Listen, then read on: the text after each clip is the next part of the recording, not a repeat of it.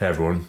Taylor Swift is one of those people that, regardless if you like her music or not, or you listen to it, you will always know about it whenever it comes out because of like her rabid fan base, always just boosting it up online. Just like a secret police with like absolute loyalty that will make her seem like, a deity on earth. I really wish I could go into like a 2 hour long deep dive into like her fan base because they seem so unique, like a case study for what like makes the brain act in a certain way, like Freudian. But I feel like the best anecdotes, you wrap them up in a nice cute package, make it understandable, like a tiny pill or a cyanide pill. We're talking about the Taylor Swift class courses, which by the way, when I first heard about them, it took me like 15 seconds to process it because it sounds so dumb. With someone that popular, I don't care how big of a fan you are, how can you put a person on a projector and write in a notebook about them? By the way, it's called Taylor Swift and Her World. Like, Jesus Christ. There's also a college class similar to that, but I'll talk about it in a second, so stay put, goddammit. I'm really delighted, along with our great teaching team, to be teaching the Taylor Swift and Her World course. I'm sorry, I really can't ignore the gay anime stickers behind the laptop. It sticks out so bad. That is a central trope of the literary movement which generates tortured poets, which we call Romanticism. You can make connections between what Taylor is doing in, for example, Shake It Off or Ready For It, and what Alexander Pope is doing as an early 18th century poet. How can you say that with a straight face? You can look at Taylor Swift and Shake It Off and compare it to some 18th century writer, about on the same level, What a waste of time as well. 2 lectures a week, If you're in Harvard, odds are you're very busy. So you take the free time you barely have, to waste it on a Taylor Swift class. Goddamn.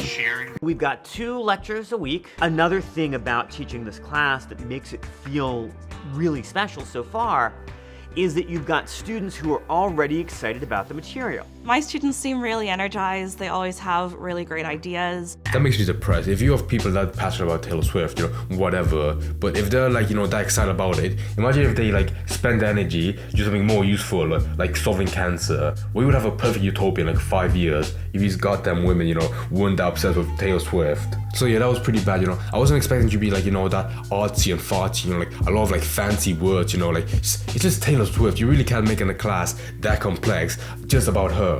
But now, I want to see how a college class would handle a lecture this long about just one person, which I feel like might be, worse because in that setting, you're gonna have more younger people with more hollowed out brains.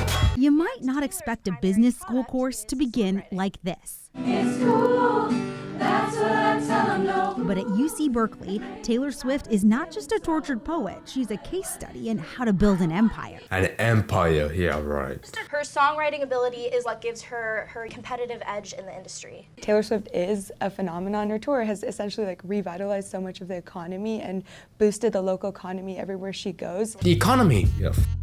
How do you not feel that much shame for having such a huge metaphorical dog leash right on you to not only promote the music, which by the way, all of these people in that class, I feel they've spent upwards of thousands of dollars just for that Taylor Swift, You've reached a much deeper low to make a class about her, boosting her name, making her seem like a prophet of sort. She's incredibly fearless in the ways in which she doesn't mind taking creative risks. To me, it's get a job, climb the corporate ladder, whatever, I'll end up as the manager, in 5 years or so. You think that you might take more risks, yeah, a la Taylor Swift, sure, because of this course? Yeah. These people, by the way, have the easiest life ever if they seem that stoked.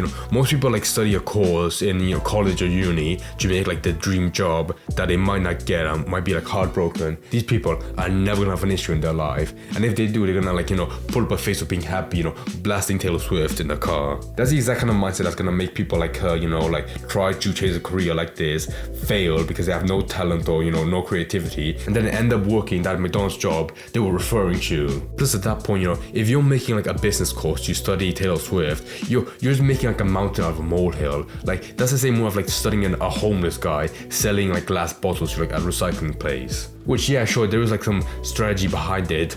potentially, but then you have a lecture behind her, you know. That's just like trying to build up like bullshit knowledge you barely know about. One interesting thing I realized like halfway through this video is like, you know, with Taylor Swift's new album coming out, the Tortured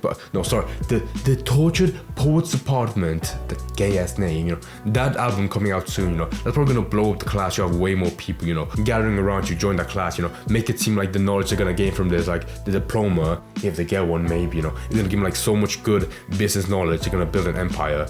Just like Taylor Swift. I swear to God, I can't think of like any other outcome than like these people getting like a diploma from this class and then end up working as a barista, boasting about this diploma they got. That means, you know, jack shit, like nothing at all.